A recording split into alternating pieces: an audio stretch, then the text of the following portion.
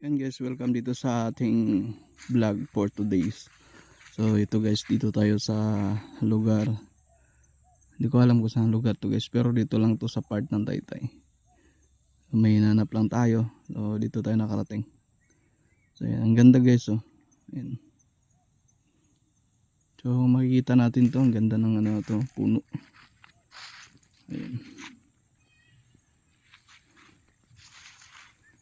Tapos may mga lawa-lawa dito. Ayan ito guys. Ganda.